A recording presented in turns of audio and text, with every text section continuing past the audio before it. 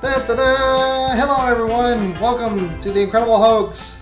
I am Mark Hoke, movie enthusiast, a writer and composer, sometimes Cowboys fans when we're not losing 1-7, 1-8, whatever we are now.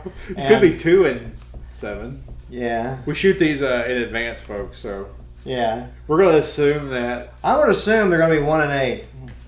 And my Titans will have Randy Moss for the first week, and I'm going to go ahead and assume that he scored 4 touchdowns, every one of them for like 70-plus yards. Awesome. That'd be a nice assumption. That's great. And who is the stranger next to me? Did you? Oh, I introduced myself. Yeah. Hi, I'm your lovely host, or co-host, Chris. Chris Hoke, writer, Cowboy Lucky. Yeah. And you speak some French, apparently. Oh, that kind of French. You mean, contemporary American French. Joke, yeah, okay. Contemporary American French. Da-da-da. All right. Hey, we talk movies here. Yes, we do. When we're not doing other things. And we'd like to talk about, we love the Academy, and we love watching the Oscars. Yeah, except for the musical stuff. It's not. Come on, the Academy. It's not the Tony Awards. What's with all the musical numbers? I'll never understand that for life. Yeah, it's not the Tonys. Throw it out. All right. That said, we do have a lot of respect for them, but sometimes they've missed on like Best Pictures. We talked about that, but what about performances that didn't get nominated? That didn't get nominated. You're like, well, and then they pick somebody more obscure and, frankly, let's face it, less deserving. So let's just go there today. Yeah. Tops on your list, someone who should have been nominated but wasn't. Well, I'm not going to say this is the tops, but it's one of them that I've got ready. So, but I got first one I'll mention is Eddie Murphy, The Nutty Professor. There you go. Oh, Chris, that was a comedy. Oh, that was a remake. Remember back when that came out, okay? You say that with hindsight, but think about the context of when that movie came out. Eddie Murphy was pretty much gone. Yes. And had disappeared. His career was in nowhere. Yeah, he was in the Distinguished Gentleman era. Yeah, it was The Vampire in Brooklyn and all that kind of stuff. And he was doing nowhere with his movies. And Nutty Professor comes out, and he was also a family targeted movie, which is another thing he'd never had done before. Right. And here it was, and he plays all these characters, which he had done before in Coming to America, but not on this level. Right. And he played all of these characters. But he also had this tremendous emotional range with the bad guy, Buddy Love. Buddy Love, the bad personality, and then within the context of the main character he played, I cannot think of the name now, or the main guy, in Shoop, was it Shoop or something like that? Anyway, the main character, the fat guy, basically, all of the hurt and inner anguish and embarrassment, and even at those scenes at the table where you're just dying with laughter. He's just killing you with jokes. And these big buffet meal scenes. Sure. But meanwhile, he'll cut over to the main character, and he's just dying inside with embarrassment. His heart is just being ripped out of his chest. And Eddie Murphy conveys all that at once. Mm-hmm. And it was a tour de force. And the best scene in that movie is actually when he becomes Buddy Love and he gets revenge on Dave Chappelle. Of all people. Dave Chappelle. And that scene, I remember the first time I watched that, I'm literally like getting closer to the edge of my seat because I'm just so into it, because all of this life this guy has been humiliated and beat up on, and he's getting his revenge in the form of this comedian, and it's just he's actually walking to the stage, and as he walks to the stage he's just eviscerating Dave Chappelle, and finally gets up there, and just this glorious moment just finally gets his one up on everybody that put him down all of his life, and it's just so good. It's tremendous. It's a beautiful, beautiful performance. It was tremendous. Eddie Murphy got robbed big time. Did not even be nominated for that movie. Yeah, he should have been remembered. And I'm probably one of only 20 people on the earth that probably feels this way, but God, Eddie Murphy was so good in The Nutty Professor. Oh my God, it was tremendous. When the main character was Professor Clump, wasn't it? Clump. I'm sorry. Shoop was a whole other. I'm drawing a blank with Shoop. Yeah. I can't think of Shoop. Clump. I'm sorry. Yeah. Clump. Yes. Clump. Well, yeah, he was. Yeah. He was fantastic. Yeah. That's a good one. Mine, just to kickstart, would be Val Kilmer in Tombstone. Yeah. Here's a movie that you didn't have people. Hollywood doesn't make that many westerns anymore. Okay. No. So that aside, I don't know if that's what prejudiced or why he got overlooked. Well, they botched the screenings, if you recall. Yeah, I know that there was some controversy in the way the film was made and so forth, and they were trying to rush it ahead of Wide Earp. Costner, the Costner film Wide Earp. So I get all that, but it's just a shame when the movie came out. It's a hit, and everyone's talking about Val Kilmer's extraordinary, and he is. He is absolutely brilliant as Doc Holliday. Yeah. He hits all these wonderful notes. It was the performance of a lifetime, and he doesn't even get mentioned by the Academy, and it's just a shame. I mean, for someone to really give the performance of their career and just not get remembered. And the thing is, Val Kilmer is a great actor. He really is. So to say that's his best performance is really saying something. Right. He's a great actor. I stand by that, though. Oh, yeah, I agree with you. Yeah. I agree with you wholeheartedly that he got robbed. And he should have been nominated. I agree with 100%. And Val Kilmer, like I said, is a very underrated actor. It's a kind of a shame. I know he's a weird guy, supposedly away from the what you see on screen. So maybe that plays a factor in it. I don't know. But the final result, which is yeah, exactly. All I care about. Us moviegoers should care about is the final result. Exactly. And what can he do as a talent? He is fantastic, and especially in this film. And I love one of my favorite scenes in really all of cinema. One of my favorites. I love the scene where he's saying goodbye to Wyatt Earp, and he does it with such tenderness, such sweetness, and just and telling Wyatt he's saying goodbye, but he's also helping Wyatt too with that. He's like, don't go looking for a normal life. There's just life. Now get on with it. And it's just a brilliant moment of a dramatic moment. Mm-hmm. It's a great close to a wonderful story. Yeah, Val Kilmer was excellent, and the one-liners and it's just people quote that movie to this day. Yeah, it's like one of the most quoted movies ever. They always quote Val Kilmer's lines. Yeah, exactly. I'm your Huckleberry and things like that. Tremendous movie. You're no Daisy. You're no Daisy at all. Yeah.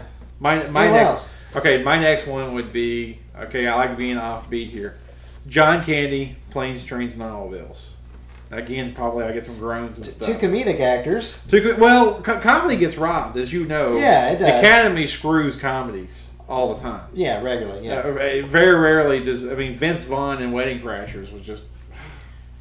God, was he on another level in that movie? I don't think he even got anything. Even Golden Globes probably didn't even recognize him. I don't think so. But anyway, John Candy, Planes, Trains, and Automobiles. That's a great movie. And if you take John Candy out of it, it's an okay movie. Steve Martin is a great actor. Mm-hmm. John Hughes was probably that's to me his peak was Planes, Trains, and Automobiles. But John Candy is the spark that gives that movie life. We were talking about this before. The scene where Steve Martin just finally has enough and just for like 5 minutes just rips John Candy to pieces. Pulls John Candy's heart out and shows it to him. And John Candy just stands there, vulnerable. Yes. Totally just stripped of all of his defenses. And looks Steve Martin right in the eye and just says, I like me. I mean, like we were talking about, De Niro could have done that scene any better. Marlon Brando on his best day could have done that any better. It was John Candy he was a goofball. He was funny. But also he had a tremendous vulnerability. I can't talk. Vulnerability. Exactly, and he was just he was a guy in this performance just putting it all out there, to be the butt of the joke, but also to embody a sort of a goodness that is like never seen really. He's so truthful and honest and compassionate to himself. Right. And it was a brilliant movie, man. Brilliant movie. Well, and that scene, what's so great about that performance was that scene, he is being fragile at the same time. Strong. He's being strong. He's defending himself. Yeah. So to be able to portray both those emotions, that's what equals great performances. Well, it's kind of like I like going for the extreme example. So what's new here? But people are like, well, Frodo stands on the edge, and to cast the ring into the pit. He has that moment. You must choose between and stand strong. And stuff. Well, this is kind of the same thing, but on a more realistic level. This guy has eviscerated him. He's told him everything about you is bad. And to John Candy to stand in that wave of brutality and say, no, I like me. I am not going to change. I will not change because I like me and my wife likes me and people that love me like me. No, you're not worth changing for. Right. Can you say that about your own life? Yeah. You can't. I mean, I say you can't, but you know what I mean? A lot of people don't have the guts. And here is John Candy's performance saying that. Well, we all envy him to say that. I mean, I've had to do that. A little bit personal note here. I've had to do that with somebody before in my life. To say, no, I will not change. At this point, I will not move. And it's hard. Now, he was acting, but it's just to convey that emotion is tremendous. And John Candy got robbed of a supporting actor nod. Absolutely. Right. Yeah. They owe him an apology, folks. They owe him an apology. I think that's certainly one of his best performances. So it was a loss to all when he left us way too soon. The compassion. Yes, we all miss him very much. Moving on. We're on a schedule, man. This is the leaner, faster, quicker version of the. Yes, we all miss John Candy. He will be loved very much. Moving on to the weather. We're on the what is it? The slim, fast version of it. I'm just giving you hell. All right. I want to throw some love to the ladies because we've been talking about guys here. Uma Thurman was. We love the ladies. Yeah, we do love the ladies, and lovely ladies. My mom was a lady. So. Yeah. So was mine. Hey, really? How that? That's awful coincidental. What a small world this is. But yes, Uma Thurman was outstanding in Kill Bill. Whether you're talking Volume 1 or Volume 2. Oh, yeah. Doesn't matter. But the whole project, she was simply outstanding, fantastic. And people are like, well, all she had to do is learn a lot of martial arts. No. No. There is the scene, and when she, in the end of the Volume 2, she is in a hotel room. She's with her daughter at the hotel in the next room, and she's on the floor. Yeah. And she's holding on to this stuffed toy, and she is weeping. And all of these emotions are going through her. She's laughing and weeping and crying and ecstatic. All of those. And you totally feel it for her. Yeah. She's elated. She's relieved. She's happy. She's sad. She's just, all of it hits her at once. That scene alone was impressive and should have, the Academy, I really wish that, if an actress is in a movie where they may have an action scene, please don't write them off. Give them, try to give them some consideration here. I'm going to go ahead and go out on a limb here. Sure. If Russell Crowe can win for Gladiator, why the hell doesn't Uma Thurman win for Kill Bill? I mean, think about it. That's a good question. That's a valid one. I wish I had the answer for you. In Volume 1, remember the scene when she wakes up from the coma? In Volume 1, she sees that she has no baby, and the camera doesn't move, man. The camera just right there, and she just she can't even cry. Yeah. She's got so much. Her heart, her heart is literally. I keep saying this in these performances, just broken, shattered in that moment, and the camera does not flinch. There's no edit. There's no cut. It's just. Boom. Well, and see, for those that haven't seen the movie, she's waking up out of a coma, so she has to convey that she physically, you're physically, you're sore because you haven't moved. Yeah. You probably have bed sores because she's been in this bed for however long it was, 4 years, whatever, and then to realize that when before she went into a coma, was pregnant and this baby's gone. And just to have that kind of... She's been robbed of everything. Yeah. She doesn't even know, she doesn't even realize to the extent that she's been robbed. Right. It's just, Yeah, the realization that... performance even. That time and a child has been robbed of her. It's just terrible. She's also weeping because she got robbed of the Oscar. She got robbed of the Oscar, exactly. Thank you for the segue. You're up. Next one. All right, last one for me. John Wayne, The Searchers. I know it's easy, like, oh, John Wayne, oh, he was a movie star, but not an actor. Well, I take exception to that. And The Searchers, most, I'm not going to say all, but most modern action performances owe a little bit of a nod to John Wayne and The Searchers.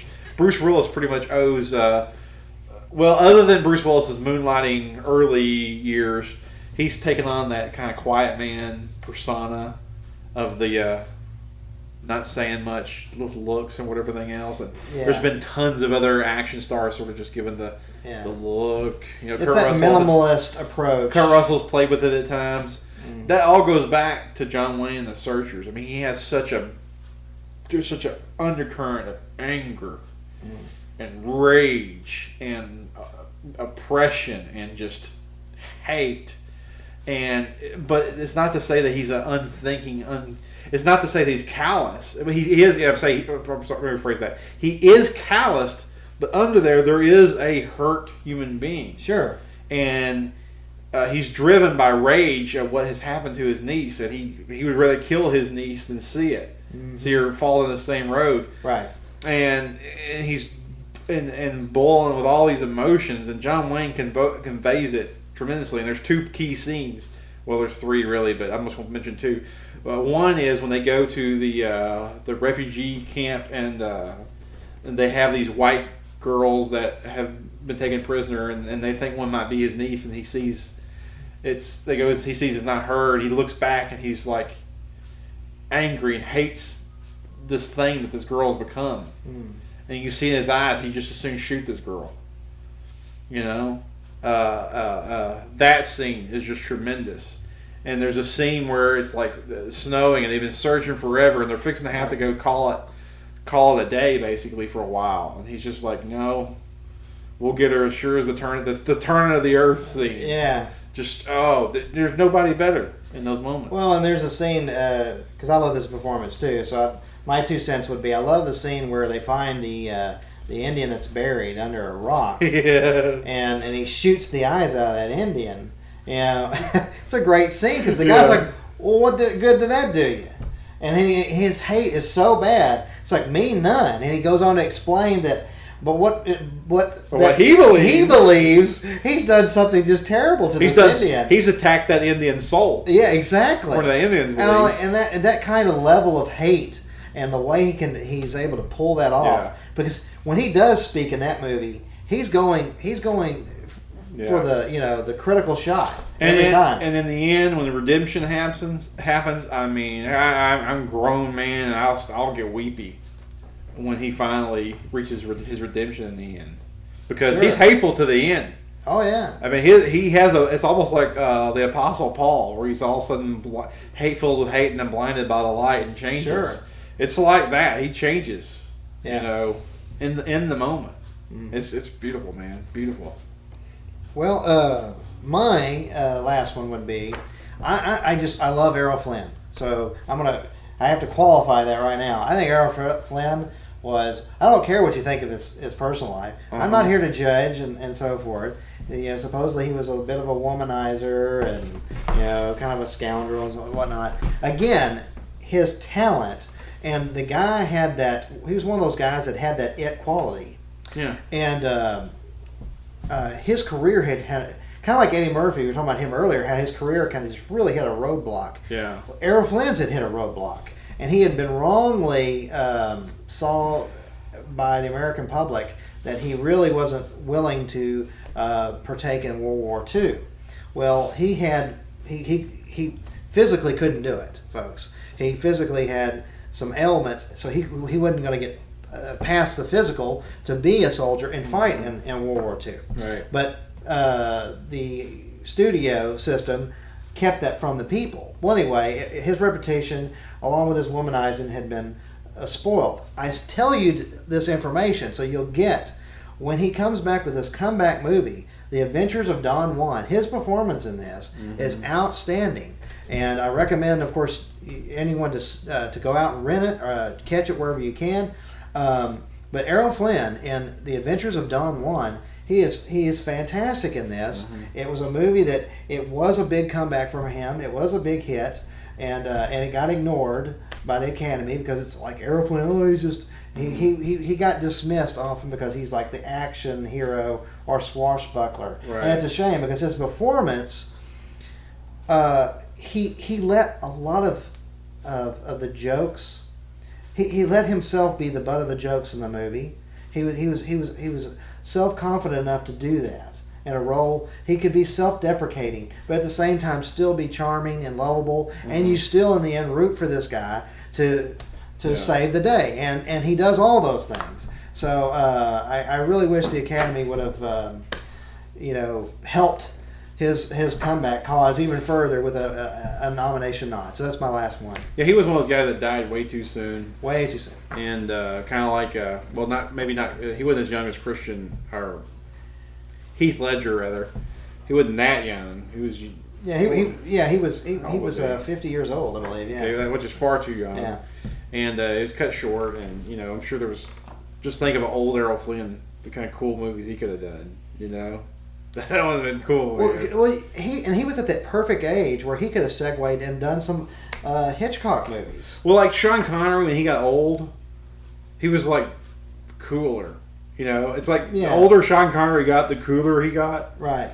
And I think Errol Flynn could have had a career like that in his older days. It's like, I could totally see that. Well, that's an interesting point because, early Sean Connery, he was kind of an awkward guy. Because if you see him in that Darby O'Gill and the Little People, he's like singing and he's kind of awkward. You're like, well, yeah, even as James Bond. You're like, really? I mean, I'm this a Roger. Is the future James Bond? I'm a Roger Moore James Bond. Oh, same here. We just lost half our audience. I know we came from the '80s, so we have a different context. You got to give us a pass, folks. Yeah. So to me, Sean Connery as James Bond was always awkward because I never thought he was that great looking, or he wasn't that well.